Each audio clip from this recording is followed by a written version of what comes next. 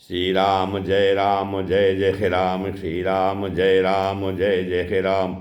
नीलाम्बुज श्यामल कोमलांगम सीता समारोपित वामभागम पाणौ महासायक चारु चापम नमामि रामम रघुवंशनाथम। ओम श्री सीतारामचंद्राभ्याम नमः, उमा महेश्वराभ्याम नमः। ओम श्री एकादशमुखी दक्षिणेश्वर धाम दरगाह से नमः। सत्संग के क्रम में आज श्रीमद्भागवत महापुराण से अष्टम स्कंद की कथा चल रही है, जिसमें आज तीसरे अध्याय की कथा है, जिसमें गजेंद्र के द्वारा भगवान की स्तुति की जाती है और उसका संकट से वो मुक्त हो जाता है। तो श्री शिवदेव जी कहते हैं कि एवं व्यवसितो बुद्ध्या समाधाये मनोहृदि जजाप परमं जाप्यम प्राग्जन्मन्यनुशिक्षितम।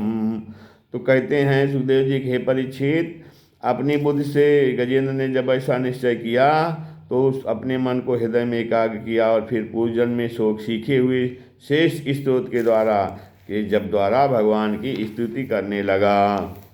गजेंद्र ने कहा, ओम नमो भगवते तस्मै यत एतच्चिदात्मकं पुरुषायादि बीजाय परेशायाभिधीमहि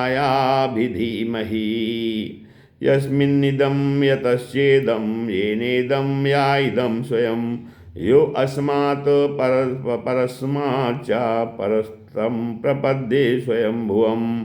गजेंद्र ने कहा, जो जगत के मूल कारण हैं और सबके हृदय में पुरुष के रूप में विराजमान हैं एवं समस्त जगत के एकमात्र स्वामी हैं, जिनके कारण इस संसार में चेतनता का विस्तार होता है, उन भगवान को मैं नमस्कार करता हूँ और प्रेम से उनका ध्यान करता हूँ। यह संसार उन्हीं में स्थित है, उन्हीं की सत्ता से प्रतीत हो रहा है, वे ही इसमें व्याप्त हो रहे हैं और स्वयं वे ही इसके रूप में प्रकट हो रहे हैं। यह सब होने पर भी वे इस संसार और इसके कारण प्रकृति से सर्वथा परे हैं। उन स्वयं प्रकाश स्वयं सिद्ध सत्तात्मक भगवान को कि मैं शरण ग्रहण करता हूँ। तो कहते हैं, यह विश्व प्रपंच उन्हीं की माया से उनमें अध्यस्त है। यह कभी प्रतीत होता है तो कभी नहीं, परंतु उनकी दृष्टि जो की त्यों एक सी रहती है। वे इसके साक्षी हैं और उन दोनों को ही देखते रहते हैं। वे सबके मूल हैं और अपने मूल भी वही हैं, कोई दूसरा उनका कारण नहीं है। वे ही समस्त कार्य और कारणों से अतीत प्रभु मेरी रक्षा करें। प्रलय के समय लोकपाल और इन सब के कारण संपूर्ण रूप से नष्ट हो जाते हैं। उस समय केवल अत्यंत घना और गहरा अंधकार रहता है, परंतु अनंत परमात्मा उससे सर्वथा परे विराजमान रहते हैं। वे ही प्रभु मेरी रक्षा करें। उनकी लीलाओं का रहस्य जानना बहुत ही कठिन है। या नयस्य देवा ऋष्या पदम विधुर जंतु पुनः को अर्हति गंतुमीरितुम यथा नटस्याकृतिभिर्विचेष्टतो दुरत्यनुक्रमणा समावतु। कहते हैं, उनकी लीलाओं का रहस्य जानना बहुत ही कठिन है। वे नट की भांति अनेकों वेश धारण करते हैं। उनके वास्तविक स्वरूप को न तो देवता जानते हैं और न ऋषि ही। फिर दूसरा ऐसा कौन प्राणी है जो वहाँ तक जा सके और उसका वर्णन कर सके। वे प्रभु मेरी रक्षा करें, जिनके परम मंगलमय स्वरूप का दर्शन करने के लिए महात्मा गण संसार की समस्त आसक्तियों का परित्याग कर देते हैं और वन में जाकर अखंड भाव से ब्रह्मचर्य आदि अलौकिक व्रतों का पालन करते हैं तथा अपने आत्मा को सबके हृदय में विराजमान देकर स्वाभाविक ही सबकी भलाई करते हैं। वे ही मुनियों के सर्वस्व भगवान मेरे सहायक हैं, वे ही मेरी गति हैं। न विद्यते यस्य च जन्म कर्म वा न रूप न नाम रूपे गुणोदेश गुण दोष एव वा तथापि लोकाप्यय संभवाय या स्वमायया तान्यनुकाल मृच्छति। कहते हैं, न उनके जन्म कर्म है और न नाम रूप, फिर उनके संबंध में गुण और दोष की तो कल्पना ही कैसे की जा सकती है। फिर भी विश्व की सृष्टि और संहार करने के लिए समय पर वे उन्हें अपनी माया से स्वीकार करते हैं। तस्मै नमः परेशाय ब्रह्मणे अनंत शक्तये अरूपायो रूपाय नमः आश्चर्य कर्मणे। तो कहते हैं कि उन्हीं अनंत शक्तिमान सर्वेश्वरमय परम परमात्मा को मैं नमस्कार करता हूँ। वे अरूप होने पर भी बहुरूप हैं, उनके कर्म अत्यंत आश्चर्यमय हैं, वे उनके चरणों में मैं उनके चरणों में नमस्कार करता हूँ। फिर कहते हैं स्वयं प्रकाश सबके साक्षी परमात्मा को मैं नमस्कार करता हूँ। जो मन वाणी और चित्त से अत्यंत दूर हैं उन परमात्मा को मैं नमस्कार करता हूँ। विवेक पुरुष जो है कर्म संन्यास अथवा कर्म समर्पण के द्वारा अपना अंतःकरण शुद्ध करके जिन्हें प्राप्त करते हैं तथा जो स्वयं तो नित्य मुक्त परमानंद एवं ज्ञान स्वरूप हैं ही दूसरों को केवल मुक्त देने की सामर्थ्य भी केवल उन्हीं में है, उन प्रभु को मैं नमस्कार करता हूँ। नमः शांताय घोराय मूढ़ाय गुणधर्मिणे निर्विशेषाय साम्याय नमो ज्ञानधनाय चा। कहते हैं जो सत्व रज तम इन 3 गुणों का धर्म स्वीकार करके क्रमशः शांत घोर और मूढ़ अवस्था विधारण करते हैं, उन भेद रहित संभाव से स्थित एवं ज्ञान घन प्रभु को मैं बार बार नमस्कार करता हूँ। आप सबके स्वामी सब समस्त क्षेत्रों के एकमात्र ज्ञाता एवं सर्वसाक्षी हैं, आपको मैं नमस्कार करता हूँ। आप स्वयं ही अपने कारण हैं, पुरुष और मूल प्रकृति के रूप में भी आप ही हैं, आपको मेरा बार बार नमस्कार है। आप समस्त इंद्रिय और उनके विषयों के दृष्टा हैं, समस्त प्रतीतियों के आधार हैं, अहंकार आदि छाया रूप असत वस्तुओं के द्वारा आपका ही अस्तित्व प्रकट होता है। समस्त वस्तुओं की सत्ता के रूप में भी केवल आप ही भास रहे हैं, मैं आपको नमस्कार करता हूँ। फिर कहते हैं नमो नमस्ते खिल कारणाय निष्कारणाय अद्भुत कारणाय सर्वांगमाम्नाय महाणवाय नमोपवर्गाय परायणाय।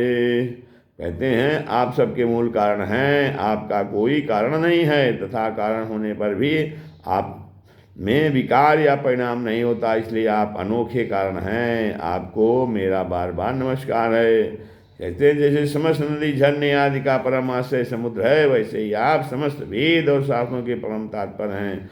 आप मोक्ष स्वरूप हैं और समस्त संत आपकी ही शरण ग्रहण करते हैं, अतः आपको मैं नमस्कार करता हूँ। जैसे यज्ञ के काष्ठ अरण्य में अग्निगुप्त रहती है, वैसे ही आपने अपने ज्ञान को गुणों की माया से ढक रखा है। गुणों में शोध क्षोभ होने पर उनके द्वारा विविध प्रकार की शिष्य रचना का आप संकल्प करते हैं। जो लोग कर्म संन्यास अथवा कर्म समर्पण के द्वारा आत्म तत्व की भावना करके वेद शास्त्रों से ऊपर उठ जाते हैं, उनके आत्मा के रूप में आप स्वयं ही प्रकाशित हो जाते हैं। आपको मैं नमस्कार करता हूँ। फिर कहते हैं मादिक्य प्रपन्न पशुपाश विमोक्षणाय मुक्ताय भूरि करुणाय नमो लयाय स्वांसेन सर्वतनुभृन् मनसि प्रतीत प्रत्यक दिशे भगवते बृहते नमस्ते। कहते हैं कि जैसे कोई दयाल पुरुष फंदे में पड़े हुए पशु का बंधन काट दे, वैसे ही आप मेरे जैसे शरणागतों की फांसी काट देते हैं। आप नित्य मुक्त हैं, परम कल्याणमय हैं और भक्तों का कल्याण करने में आप कभी आलस्य नहीं करते। आपके चरणों में मेरा नमस्कार है। समस्त प्राणियों के हृदय में अपने अंश के द्वारा अंतरात्मा के रूप में आप उपलब्ध होते रहते हैं। आप सर्वैश्वर पूर्ण एवं अनंत हैं, आपको मैं नमस्कार करता हूँ। आत्मात्मजाप्त गृहवित्त जनेषु शक्तैर् दुष्प्रापणाय गुणसंग विवर्जिताय मुक्तात्मभिः स्वहृदये परिभाविताय ज्ञानात्मने भगवते नम ईश्वराय। कहते हैं जो लोग शरीर पुत्र गुरुजन गृह संपत्ति और स्वजनों में आसक्त हैं, उन्हें आपकी प्राप्ति अत्यंत कठिन है, क्योंकि आप स्वयं गुणों की आसक्ति से रहित हैं। जीवन मुक्त पुरुष अपने हृदय में आपका निरंतर चिंतन करते रहते हैं। उन सर्वस्वर पूर्ण ज्ञान स्वरूप भगवान को मैं नमस्कार करता हूँ। यम धर्म कामार्थ विमुक्ति कामा भजन्त इष्टां गतिमाप्नुवन्ति किं त्वातिशोरात्यपि देहमव्ययं करोति भेद अदभ्रदयो विमोक्षणम्। कहते हैं कि धर्म अर्थ काम और मोक्ष की कामना से मनुष्य उन्हीं का भजन करके अपनी अभीष्ट प्राप्त कर लेते हैं। इतना ही नहीं, वे उनको सभी प्रकार का सुख देते हैं और अपने ही जैसा अविनाशी पार्षद शरीर भी देते हैं। वे ही परम दयालु प्रभु मेरा उद्धार करें। कहते हैं जिनके अनन्य प्रेमी भक्तजन उन्हीं के शरण में रहते हुए उनसे किसी भी वस्तु की, यहाँ तक कि मोक्ष की भी अभिलाषा नहीं करते, केवल उनकी परम दिव्य मंगलमयी लीलाओं का पान करते हुए आनंद के समुद्र में निमग्न रहते हैं। और तमक्षरम ब्रह्म परम परेशम अव्यक्तमाध्यात्मिक योग गम्यम अतीन्द्रियम सूक्ष्ममिवाति दूरमनंतमह्यम परिपूर्णमीडे। फिर कहते हैं जो अविनाशी सर्वशक्तिमान अव्यक्त इंद्रियातीत और अत्यंत सूक्ष्म हैं, जो अत्यंत निकट रहने पर भी बहुत दूर जान पाते हैं, जो आध्यात्मिक योग अर्थात ज्ञान योग या भक्ति योग के द्वारा होते हैं, उन्हीं आदि पुरुष अनंत एवं परिपूर्ण ब्रह्म परमात्मा की मैं स्तुति करता हूँ। फिर कहते हैं जिनकी अत्यंत छोटी कला से अनेकों नाम रूप के भेद भाव से युक्त ब्रह्मा देवता वेद और चराचर लोगों की सृष्टि हुई है। जैसे धड़कती हुई आग से लपटें और प्रकाशमान सूर्य से उनकी किरणें बार बार निकलती और लीन होती रहती हैं, वैसे ही कहते हैं जिन स्वयं प्रकाश परमात्मा से बुद्धि मन इंद्रिय और शरीर जो गुणों के प्रवाह रूप हैं बार बार प्रकट होते तथा लीन हो जाते हैं, वे भगवान न देवता हैं न और नासुर, वे मनुष्य और पशु पक्षी भी नहीं हैं, साधारण न वे स्त्री हैं न पुरुष और न नपुंसक, वे कोई साधारण या असाधारण प्राणी भी नहीं हैं, न वे गुण हैं और न कर्म, न कार्य हैं और न तो कारण ही। सबका निषेध हो जाने पर भी जो कुछ बचा रहता है वही उनका स्वरूप है तथा वे ही सब कुछ हैं। वे ही परमात्मा मेरे उद्धार के लिए प्रकट हों। मैं जीना नहीं चाहता। यह हाथी की योनि बाहर और भीतर सब ओर से अज्ञान रूप आवरण के द्वारा ढकी हुई है, इसको रखकर कार्य करना ही क्या है। मैं तो आत्म प्रकाश को ढकने वाले उस अज्ञान रूप आवरण से छूटना चाहता हूँ, जो कालक्रम से अपने आप नहीं छूट सकता, जो केवल भगवत कृपा अथवा तत्वज्ञान के द्वारा ही नष्ट हो जाता है। इसलिए कहते हैं कि सोहम विश्वसजम विश्वमविश्वम विश्ववेदसम विश्वात्मानमजम ब्रह्मो प्रणतोस्मि परम पदम। कहते हैं इसलिए मैं उन परब्रह्म परमात्मा की शरण में हूँ जो विश्व रहित होने पर भी विश्व के रचयिता और विश्व स्वरूप हैं, साथ ही जो विश्व की अंतरात्मा के रूप में विश्व रूप सामग्री से क्रीड़ा भी करते रहते हैं। उन अजन्मा परम पद स्वरूप ब्रह्म को मैं नमस्कार करता हूँ। योगी लोग योग के द्वारा कर्म वासना और कर्म फल को भस्म करके अपने योग शुद्ध हृदय में जिन योगेश्वर भगवान का साक्षात्कार करते हैं, उन प्रभु को मैं नमस्कार करता हूँ। प्रभु आपकी 3 शक्तियाँ हैं, नमो नमस्तुभ्यम सहवेग शक्ति तयाखिल धी गुणाये प्रपन्न पालाय दुरंत शक्तये कदिंद्रयाणामनवाप्य वर्तमने। प्रभु आपकी 3 शक्तियाँ हैं, सत्व रज और तम के रागादि विवेक अक्षय हैं, समस्त इंद्रियों और मन के विषयों के रूप में भी आप ही प्रतीत हो रहे हैं।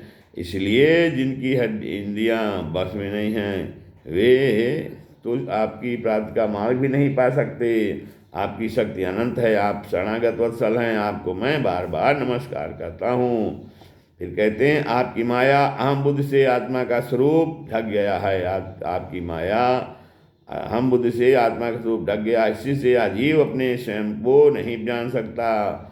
आपकी महिमा अपार है। उन सर्वशक्तिमान एवं माधुर निधि भगवान को मैं प्रणाम करता हूँ। श्री सुखदेव जी कहते हैं इस प्रकार परिच्छेद गजेंद्र ने बिना किसी भेदभाव के निर्विशेष रूप से भगवान की स्तुति की थी। इसलिए भिन्न भिन्न नाम और रूपों को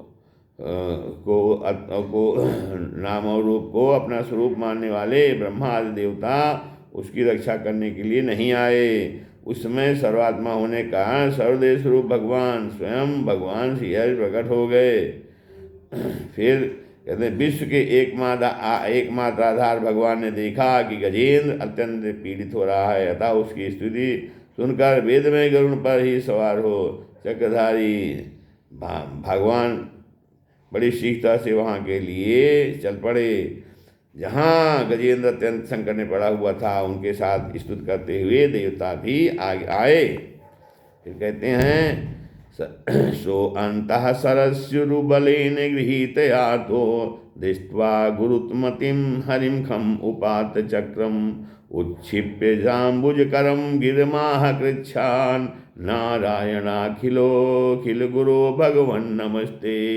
कहते हैं सरोवर के भीतर बलवान ग्रह ने गजेंद्र को पकड़ रखा था और वह अत्यंत व्याकुल हो रहा था। जब उसने देखा कि आकाश में गरुड़ पर सवार होकर हाथ में चक्र लिए भगवान श्री आ रहे हैं, तब अपनी सूंड में कमल का एक सुंदर पुष्प लेकर उसने ऊपर को उठाया और बड़े कष्ट से बोला, नारायण जगत गुरु भगवान आपको नमस्कार है। तब जब भगवान ने देखा कि गजेंद्र अत्यंत पीड़ित हो रहा है, तब एक बारगी गरुड़ को छोड़कर कूद पड़े और कृपा करके गजेंद्र के साथी ग्राह को भी बड़ी शीघ्रता से सरोवर से बाहर निकाल लाए। फिर सब देवताओं के सामने ही भगवान श्री ने चक्र से ग्राह का मुंह फाड़ डाला और गजेंद्र को छुड़ा लिया। इस श्रीमद्भागवते महापुराणे परमहंस्यां संहितायां तृतीयोऽध्यायः। श्रीराम जय राम जय जय राम, श्रीराम जय राम जय जय राम।